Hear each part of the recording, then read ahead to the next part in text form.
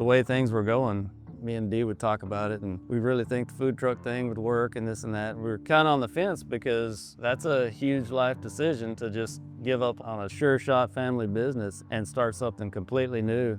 Neither one of us has been in the restaurant business. We've never even worked in a restaurant. We didn't know anything about it.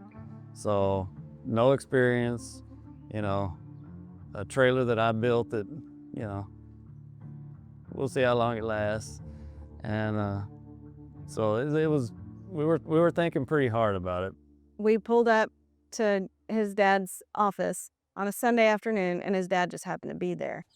She stayed in the car and I went inside, and I was walking to the back past his office, and he said, "Hey, come here for a second." I said, "All right." And he kind of looked at me funny, and he said, "What do you want to do?"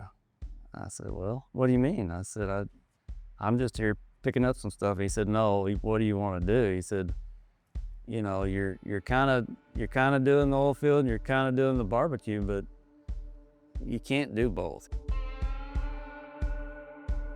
When things are tight, you know, you start looking at everything. And I think I always knew he liked that barbecue business. I think I always knew in the back of my mind that that's really where his passion was and what he really enjoyed. We talked about it, and I thought that he needed to decide.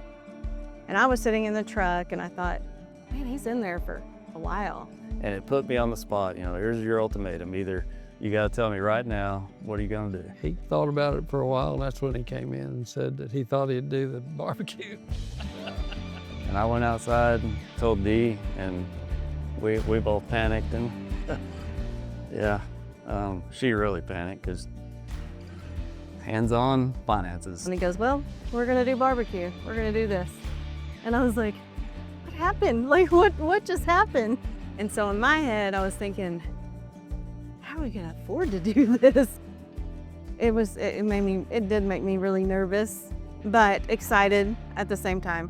I thought, okay, we're just gonna have to figure it out. What do you think drove him to have that conversation with you? I really think that he did it to help me out. I think he knew, and he knew that I would never leave on my own. We just needed that kick in the ass as a step forward.